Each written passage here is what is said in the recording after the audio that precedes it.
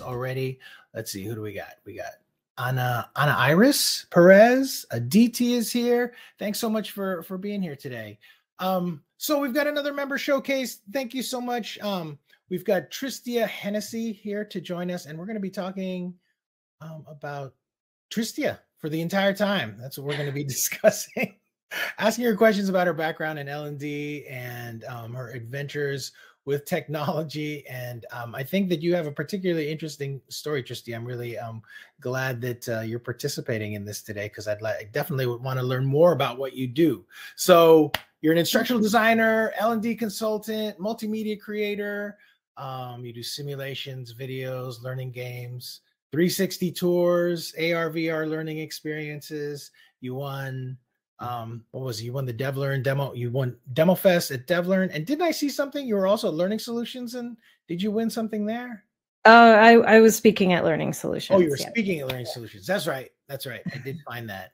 And yeah, and that was, I read the session description. I was like, wow, this is really, really good. How did it go? Thanks. I think it went really well. I got some good feedback afterward. And so my session was on UX for XR learning experiences. And yeah, I think it went really well. I do a lot of dabbling in that space, mostly for fun, but yeah, I think the session went really well, and Learning Solutions was great event. A lot of really good sessions there.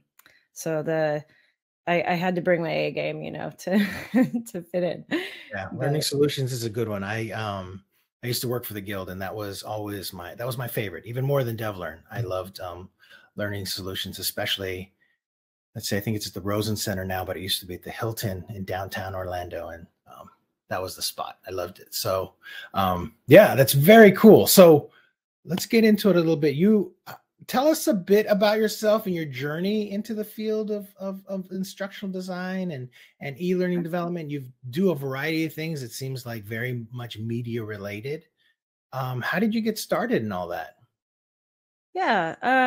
So I guess I was at a point before I got into instructional design where I was kind of stuck in a job I didn't feel was right for me. I was an executive assistant at an insurance company, and there wasn't really any room to grow in areas that I was interested in, or really much at all. So I did a lot of research into different possible careers, and I kind of decided that the instructional design kind of made good use of some of the skills that I had built up from the 20 or so jobs I had between, from 16 to 30. What were some of those jobs? I did a lot of retail work. I did some website work, and mostly admin stuff, though.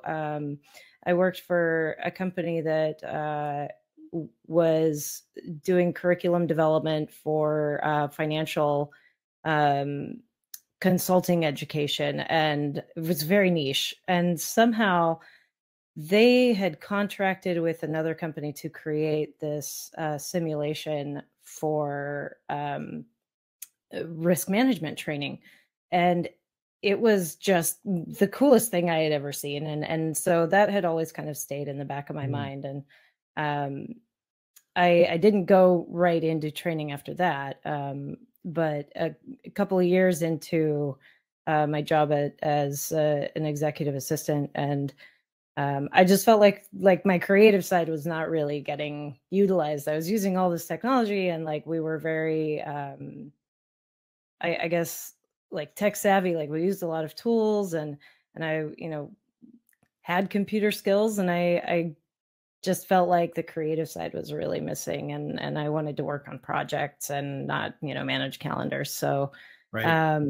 After I kind of, did some research, and I stumbled across instructional design, and I was like, oh, this is what everything has been leading me to. All of my different weird, odd jobs and experiences kind of have culminated in this background that kind of set me up for I was hoping at the time success in that field. And so I enrolled in a graduate certificate program. I studied full-time for a year at Portland State, instructional design and building online learning. Eventually I had to quit my full-time job because I couldn't really do both. So I kind of dedicated myself to study and bought Camtasia, signed up for trials for everything I could, and really started getting myself familiar with rapid dev tools. And then, after some contracting jobs, and it just all kind of fell into place, and I realized, like, wow, I really like this.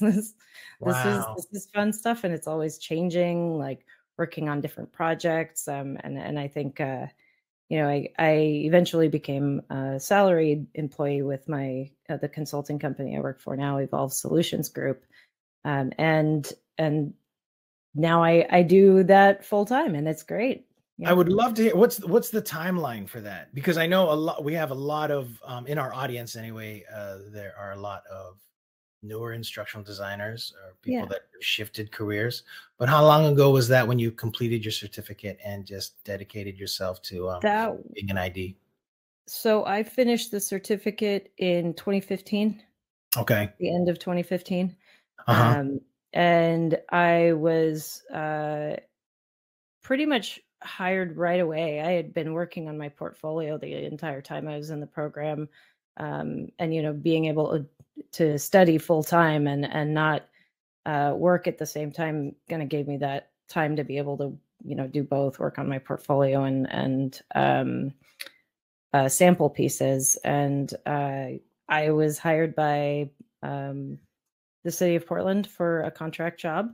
Wow. And it just kind of was one contract job after the other. And they kept me busy, which was really great. I went on to do a contract for Nike, and then a couple of other businesses. And then eventually I ended up on contract with Evolve, and it was great. They're awesome to work for. I get to work on all different kinds of projects with different kinds of clients, different industries, different content. And so I would say I did contracting for about 4 years before I went full time at Evolve. Wow. Yeah, so it takes some time. It's like but sometimes I look back and I'm like, oh my God, it's been how long? Like, you don't realize that much time has passed. And then I'm like, and I kind of realized one day, like, oh, I do know what I'm talking about. You're speaking at conferences and stuff. Yeah. And people invite me to things like this, and then I'm like, oh wow, I have been doing this for a while. Yeah. So it goes quick. And but you got to work at it like anything else, right? And I definitely spend more than just my working hours, like, reading up on things and researching new tools and just figuring out what's going on out there. Because did you know right away that you wanted to be more on the kind of the e-learning development side or media side of things? I think it was just a matter of, like, I had I had the skills. I had played around with video editing and presentation design. I did a lot of at various different jobs, and so I just had worked with a lot of documents and presentations and video and that kind of stuff. So I've always played around with those kinds of tools. So it just kind of came naturally, I guess. Nice. All right. So like nowadays, your toolbox, what are some of the more common things that you use like on a regular basis? A lot of storyline, a lot of we do some Rise courses here and there, and sometimes it's even just PowerPoints and Word. I do some video stuff. We do at Evolve have a dedicated video editor who's much better at that stuff than I am. So I have the luxury of coming up with the ideas and the direction, and then handing that off to somebody who makes things much more beautiful than I do. Stacy is our video editor. She's fantastic. And so I get to do a little bit more of the planning and strategy and design. So that's really cool. Nice. How Um, about measurement? Do you do any measurement at all? Like, how do you measure the effectiveness of the things you? Yeah, so that's a tough one because as a consulting company, we don't usually get to stick around and see the fruits of our labor, unfortunately. But we do have a couple of repeat clients who come back and ask us for edits to some of these things. We're doing some edits to updates to some of our simulations right now, and there's been really good feedback. We hear that people are definitely more engaged when they have more than just like a paper manual to look at, or some kind of click through continue cut type courses. So and that's really what I try to do is build in that engagement and that interaction and create some kind of emotional connection between people and the content.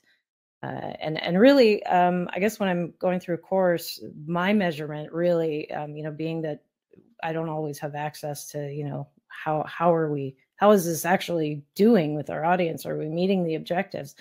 I try to go through it with the sense of, is this engaging for me? And I don't, I don't want to bore myself to death. Right. So, I try to see how can I make those connections, how can that emotional connection and that engagement. And if I'm not feeling it, they're not feeling it. Right. Right. So, Do you pull your inspiration from anywhere in particular? um, a lot of my inspiration does come from kind of immersive learning. So I know this is kind of a roundabout, but I studied Japanese in school in my undergrad. And I did study abroad, and I was one of the very, very few students who did homestay. Stayed with the host family, and so the experience was very immersive for me. And I knew from then that like immersion is how you really learn and learn quickly, right? And change like kind of behavioral, where you see more behavioral change and more. I guess more holistic learning. Mhm. And so when VR started coming around, and actually I was interested in VR from the get-go when I was still in that program at Portland State, the graduate certificate. And there was just so much emphasis on VR is too new and nobody really knows how it works or what it, where it's going to go. And, the tools, they didn't, we didn't have Oculus everywhere for, $300. So people were still pretty scared of it, but, I just felt like this is the future. This is where it's going to go. And admittedly, the timeline is quite a bit longer than I anticipated back, 8, 9, 10 years ago. I think part of me, like many other people, thought we would all be running around with headsets on, and that's not really quite the case. And in retrospect, not very realistic either. But the interest was always there, and it kind of always sat with me that like people learn by doing, people learn by experiencing more than just like reading bullets off a page and clicking continue. So that's what I really try to build in to, even if it is a RISE course, like how can I make this more about what it is about, even if it's like using the right images or figuring out how can I really get them to pay attention and show that they're paying attention and, ask them, get them actively involved, instead of just telling them. So I love the fact that you mentioned, about that your immersive experience in Japan. I think that's not something that I've heard before from anybody. So kind of knowing that, and then your fascination with VR and I guess XR altogether, and just that type of experience, it makes sense. So that is really, really cool. And definitely have I probably have too many questions about VR and AR for you, but I would like to know, why don't we talk a little bit about um, your taco builder simulation. I'm fascinated by that one. You won Demo Fest. I guess that would have been 2022 at in Las Vegas at DevLearn last year. was it? It was 2021 actually. 2021. Okay. Yeah, it was a couple of years ago. We did win a couple of other awards. I think Horizon Award, the Hermes Award, and the Davy Award for a variety of different projects. Not all of them were for Taco Builder, but we've been racking up the awards lately, which is really awesome for some of these simulations that we've done. And so Taco Builder was the second of 3 restaurant simulations that we built for a suite of brands. We started with Sandwich Builder, which I was kind of a bit more involved with the development on that one, and more design on in general. But yeah, restaurant sims are really fun. They're you know, when you're working with pictures of food and stuff, it's hard not to be hungry all the time. Yeah, I mean, I remember it like in kind of the early days of when VR was sort of coming around in like 2017, 2018. One of the top games was like a restaurant simulation. I can't remember what it was called, but I remember I used to play it regularly, where you had to just do all these different things. You were just like multitasking constantly, and it was really fascinating. There is a job simulator that you can find on the Quest store. I think it's a free app, actually. And if you have a Quest 2, definitely go check that out. It's really fun. You would think that, like, oh, well, why would I want to simulate, you know, being at a desk job or working a cash register? But actually, it's a pretty fun app. Just to get at least familiar with like the different types of interactions and stuff that you can do in VR right now. Right. But your Taco Builder one wasn't a VR one, right? Or was it? No. That was desktop based, and they're all you know, mobile friendly, but all built in storyline. So we did Sandwich Builder, Taco Builder, and Burger Builder. Those were all built in storyline using you know, hotspots, drag and drop interactions, and a lot of photography. So they kind of work a little differently under the hood, but the premise is similar. Like, we wanted people to feel like they were looking down at the make line, the actual environment that they would be in at their job, and see the same elements, get that connection between the ingredient types and what they look like, what portion sizes should be, you know, correct placement of ingredients, and like the order that they go in, and so on. And so we worked with those brands to kind of detail those physical interactions, like involved in making those recipes, like the order of operations, how to visually simulate things like shaking herbs or squirting dressing onto something. And then we worked with them to get, you know, photos of all of these ingredients separately. We had our stellar graphic designer, Kristen, cut them out, and you know, just make them all transparent. And then everything went into storyline, and it's yeah, a lot of complex trigger work, which is mostly done by our amazing eLearning developer, Mike Roy. So yeah, it's quite a process, but it's a really fun, creative kind of process. So you really work out, like, how do I show shaking herbs onto something without someone like grabbing a shaker and shaking herbs onto something. Right. Wow. So, And it yeah, was it all in fun. storyline. That's great. Yeah. Very, very complex, and a lot of crazy triggers. But yeah, they're a lot of fun. And you know, as immersive, I think, as you can get without, you know, being there, putting a headset on, which, you know, right now might not really be, you know, that functional or that convenient in a restaurant environment. Like, I don't know if you've been in the back of a restaurant before, but there's not really a lot of space usually that you would No, be able to definitely. put on a headset. And Yeah. yeah.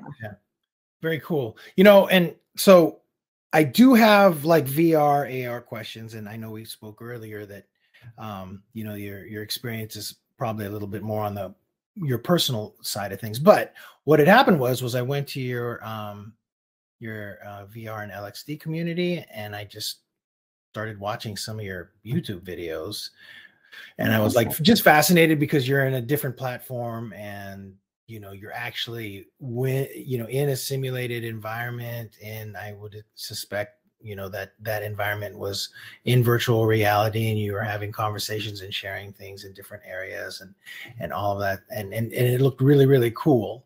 But and I want to talk about that more, but I do want to know, have you done any VR or AR for learning experiences at all? Is that anything that you've attempted or tried? So most of what I do for VR stuff is kind of more personal fun projects. And because personal fun projects don't have deadlines, a lot of them are started and rarely finished. I do have a couple of projects I'm working on that are a little slow going, but learning Unity is a pretty big curve, and that's why typically on VR projects for enterprise, whether it's training or marketing or otherwise, it's a pretty big team that'll work on something like that. It's you don't have the same person designing as the same as developing. Like that might be more common in a typical instructional design where we use rapid development tools like Storyline or Rise or Camtasia. But for VR, the tool is very complex. At least Unity. There are several other game development tools or out there, but I think what the workflow, the process that we're seeing now is really designers working with a team of developers who specialize in that tool, because it's a little harder to just kind of pick it up and start going with it.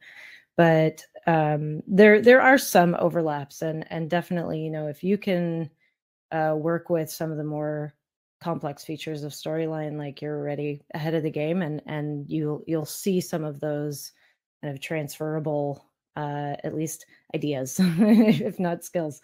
But yeah, I'm working right now on, and I put up on my website, edtechtris.com/blog. You can find a design document that I made, which sorely needs to be updated. But just to get a starting point, if you're curious about how, to kind of start thinking about designing a VR project for learning, that might be a good starting point to check out that design document and see like what types of things to be thinking about. I think you can also get the slides to my presentation from Learning Solutions on there. And one of those blog posts, and yeah, that'll kind of give you a good sense of where to start and what things to be thinking about as far as like designing interactions and stuff in VR for learning. Right. I mean, I've met people that have done, like, say, have created experiences in VR, and it just seems like the work is really, really intense. It's and they kind of have to almost like rethink everything in a completely different way. And I have a friend who does VR filmmaking, and the technology he uses and the things that he does is absolutely incredible. And so I'm wondering, like, what are you thinking as far as the future of VR when it comes to L&D? I mean, you were talking about it a little bit earlier, but do you think it's going to, is it just going to be slow going? Yeah, forever? I think for a little bit, we've definitely got some growing pains to get through with this technology, and the hardware and the headsets, but I think it's a really good sign that we're seeing other companies that are not Meta and Quest that are putting out headsets, and there have been for a long time, but I know there's a lot of excitement and buzz about the Apple headset coming out soon. And I think that's a good sign, like that the XR market is still healthy. I think we see a lot of those doom and gloom, like, oh, VR is dead kind of articles. And honestly, VR and mixed reality and augmented reality and pass through, like these things all have their place, right? They all have different modalities that, will work with different kinds of content for different audiences in different ways. Much like the different modalities that we use now, right? We have different tools in our toolbox, right? We use Storyline for some things. We use PowerPoint for others. We use video for some things. We use, simulations for others. but and I think people shouldn't think like, oh, everything is going to be VR, everything is going to be, mixed reality when the Mhm. headsets get there. Probably not. I really think of it very much like another tool in the toolbox, right? The problem is if you only have a hammer, every problem starts to look like a nail, right? So I think the key is to really know what are the capabilities of all these different tools and modalities, and then really figuring out what's the appropriate modality for that tool. I think, but to kind of get back, kind of segued off your question, but to get back to that, I think we're seeing some really interesting things coming out of AI. I know that's a lot of the buzz going on right now is all about AI. But I think we'll see more of that used to support training, like with company specific AI models. So not just, the public models that are out there, but companies training their own models to kind of support training efforts and really help personalize that learning journey. Mhm. But I think that in combination with XR, once some of that hardware gets a little bit more comfortable, I think we're going to see some pretty incredible things. And yeah, I think it's going to be world changing. Right. But I think there's a lot to work out, and we're probably going to see some kind of weird devices and cross-platform stuff that it's going to be your phone and your headset or glasses or watch, or we're going to see some interesting stuff come out while we kind of work out this awkward phase. Right. Yeah, no, I mean, because I recall going to conferences, and expos, and just sort of seeing, virtual reality, augmented reality, just kind of as like the buzz words that, vendors would try to pull you in, like, take a look at our, at what we have here. It's the latest and greatest kind of thing. And you'd experience it. It was cool, but application, that's a whole different deal. I think with AI though, AI is coming whether or not, you know, whether we will like it or not. I think it's Yeah. a different animal. And I totally agree. Like the combination of both is going to be extremely powerful. But Yeah. yeah, I'm actually really intimidated by AI myself, and I use Chat GPT pretty much every day, but I'm still like terrified of it. But that's a whole other conversation. All right, so how about this? Let's kind of wrap it up a little bit.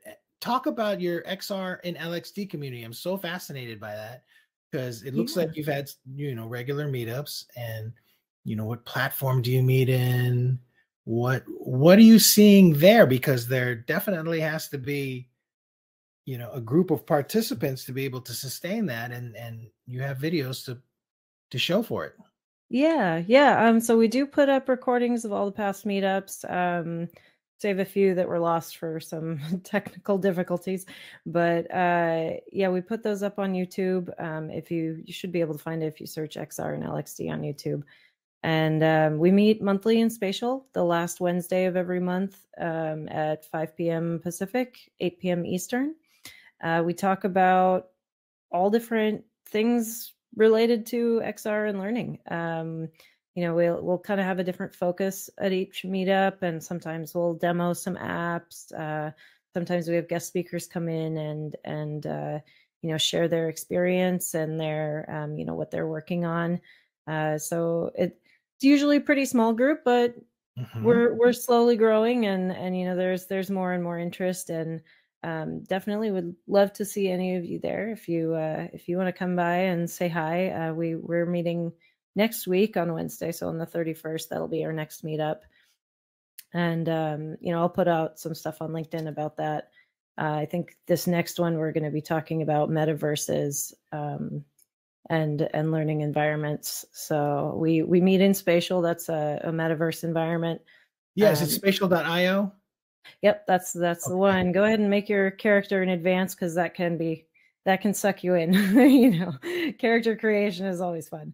But yeah, it's pretty cool. I think they've picked up a lot of speed since some of the other metaverse environments kind of petered out. and discontinued. Like AltSpace kind of isn't around anymore, and I think a lot of people that were using AltSpace have started picking up spatial, and they've added legs, which is really exciting. So, Wow. and dance moves. Wow. Yeah. Yeah. It's so interesting. I mean, because I even remember back, well, just way back when, Second Life was going, and there was definitely like, there was a group of L&D professionals that were very much excited about Second Life and would participate regularly, and, and try to get others to join. But basically the same idea still exists, and, Yeah. and looks like it's just still happening there in spatial. That's very, very cool. Yeah, and a couple others too. That's just the one we use for the meetups, but yeah, I think on Wednesday we'll talk about some of the other platforms that are out there, and what some companies are doing in that kind of metaverse for learning environments. I know there are a lot of universities that are starting to kind of do their online curriculum or their online courses in the metaverse, which is pretty cool. I think there's a lot of potential for that.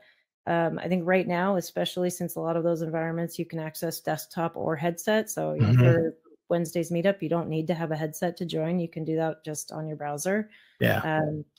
And I think that, that flexibility right now is kind of what we need. But yeah, it's fun. Yeah, I have I forgot to ask you this question, but your first VR experience, what was it? My first VR experience. So I was actually playing around with Unity a few years before I had first put on a headset, but about 3.5 years ago, I was able to try Google Earth at one of the local universities, their game lab, and was totally hooked. I think it was less than a year later that I bought my headset and just started consuming all the apps I could find and afford. But Nice. I mean, and that's a part of, your bio too, is your thing for travel.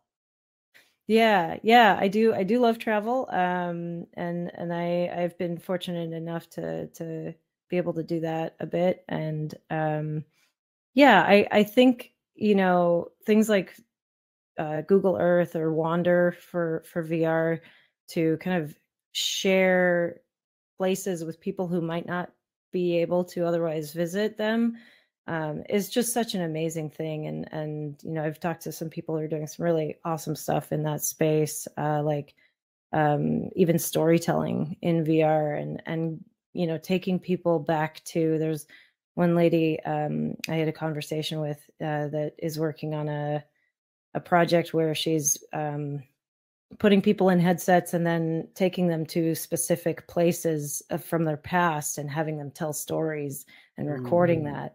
And that to me was just really exciting.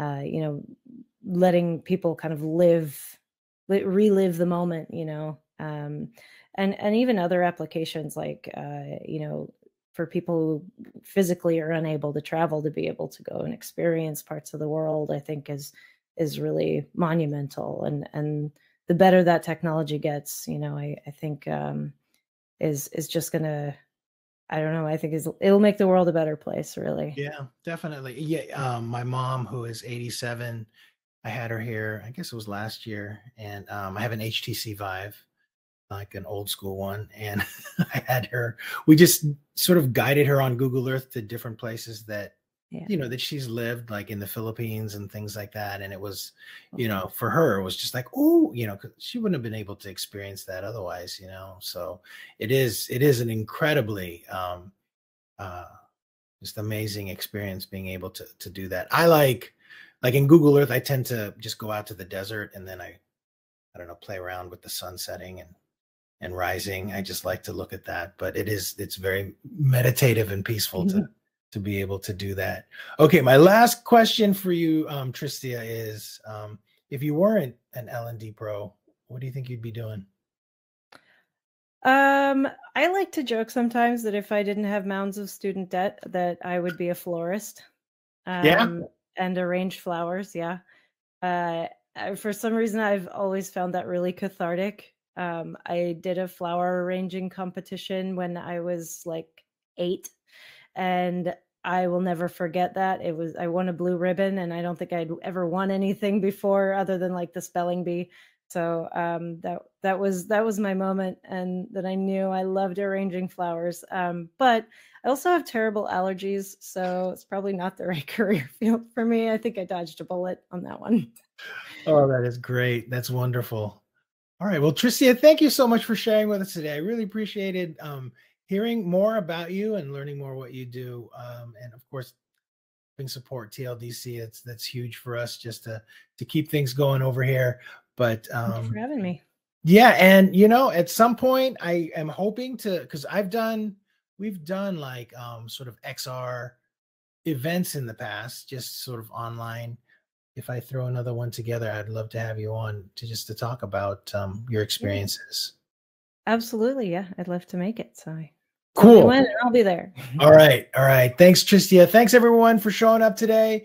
And let's see, we'll have a new event announcement happening next week for our next big event, which is going to be taking place in June. I am thinking that I sort of want to do an AI event sooner rather than later. So if anybody out there knows anyone that I've been sort of listing speakers that I think would be really interesting for an AI event, people that are really active in ID and AI. So I might be putting that together soon. So message me if you have any ideas. And with that, we'll wrap it up. And Tristia, thanks again. And we'll see everybody next time. Thanks for being here today, everyone. Bye-bye. Bye.